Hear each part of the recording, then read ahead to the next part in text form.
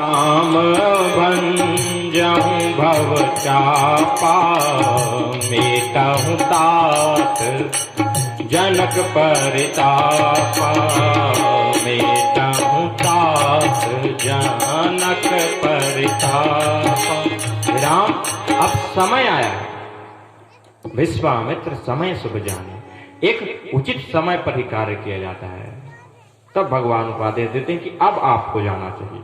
उसी प्रकार कलयुग में कोई भी चीज समय से नहीं होता। समय, ऋतु परिवर्तन बदल चुके हैं। कभी भी कोई भी ऋतु आने लगती है। साधु प्रदभ्रष्ट हो गए हैं। 100 साधु हैं, उसमें से केवल 2 लोग ही सन्मार्ग का आश्रय ग्रहण करते हैं, 98 लोग ऐसे। कबीरदास जी ने कहा है, फूटी आंख विवेक की, लखे न संत असन, जाको संग 10-20 है, ताकर नाम महंग। ऐसे मनुष्यों की स्थिति है। मनुष्य भी पहचानने में गलती कर देता है, कौन कौन संत है, कौन असंत है। यह संभव कलयुग में पहचानना। सब कपट रूप भेष का धारण करने वाले हैं, इसलिए ये कलयुग का लक्षण है। ब्राह्मण भी अपने वेदचित कर्म से विरक्त हो जाएंगे और शूद्रत्व प्रवृत्ति में अपना जीवन यापन करेंगे। जो कर्म जिसको करने चाहिए वो कर्म नहीं करते। क्षत्रिय अपने धर्म का निर्वाह नहीं करते, ब्राह्मण का सम्मान नहीं होता, ज्ञानियों का, भक्तों का कोई सम्मान नहीं होता। और जो इस संसार में पापाचारी मनुष्य हैं, जिन्होंने अपने पाप से धन कमा लिए, उनका महत्व बढ़ जाता है संसार में। यहाँ धन ही मुख्य माना जाता है संसार, और बाकी सम्मान किसी चीज को नहीं दिया जाता। पद का सम्मान और धन का सम्मान। एक व्यक्ति गांव में रहे तो उसको कोई सम्मान नहीं। वो व्यक्ति अगर कोई पद प्राप्त कर ले, कोई नेता बन जाए, तो लोग उसी के सामने हाथ जोड़ते हैं, जिसको गाली दें। समय का महत्व होता है, मनुष्य के पद का महत्व होता है, और मनुष्य के धन का महत्व। कलयुग में केवल एक ही महत्व होता है, जिसके पास धन है। इसीलिए चाणक्य ने कहा है कि धन में सब गुण मौजूद है। इसलिए जिसके पास बुद्धि है, ज्ञान है, भक्ति है, वैराग्य है, उसका महत्व यहाँ कम है। जिसके पास धन है उसका महत्व ज्यादा है। और जो अपने बुद्धि और वैराग्य से उस धन को प्राप्त करता है, तो उसके साथ अधिक उसकी बड़ाई है। षडंगादि वेदो मुखे शास्त्र विद्या कवित्वादि गद्यम सुपद्यम करो।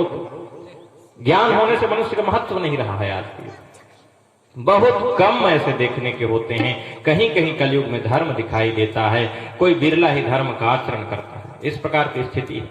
कलयुग में मनुष्य शास्त्रों की बातों को नहीं मानता, इसको ऐसे ही मान लेता है कि सब बेकार है। ये कल्पना है। न भगवान शास्त्रों को मानता है, न वेदों को मानता है। लोग तो इन सब चीजों को नकार देते हैं।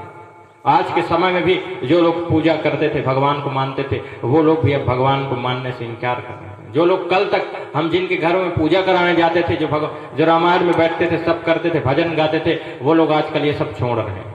क्यों? क्योंकि जब नाश मनुज पर छाता है, पहले विवेक मर जाता है। जब कलयुग का इतना प्रभाव हो गया कि लोग शराब, मद्य, मांस आदि देवी देवताओं को पूज करके, निकृष्ट कोटि के देवी देवताओं को पूज करके, भूत प्रेतों को पूज रहे हैं और भगवान को किनारे कर रहे हैं। भगवान काल्पनिक है, ये इंसान थे।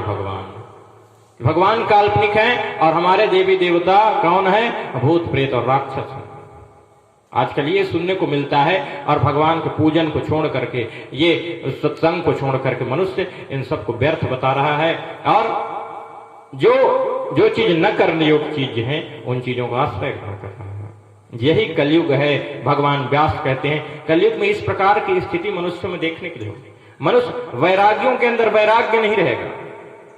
जो लोग वैराग्य धारण किए घूम रहे हैं, बहुत सारे लोग, भगवान कृष्ण अर्जुन से ये बात कहते हैं कि जटा रखने से, या फिर सिर मुड़ा लेने से, या फिर गेरुए वस्त्र धारण करने से, या वस्त्र न पहनने से कोई वैरागी या कोई सन्यासी नहीं होता। सन्यास मन से त्यागने का नाम है।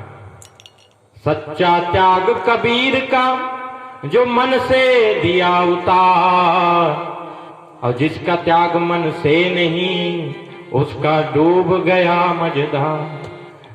त्याग मन से होता है। त्याग शारीरिक रूप त्याग को थोड़ी कहते हैं। इसलिए तो कहा गया है कि प्रेम भाव विक चाहिए, भेष अनेक बनाए, चाहे घर में बास कर, चाहे वन को जाए। एक प्रेम होने चाहिए, क्योंकि उसी के पीछे भगवान चलते हैं।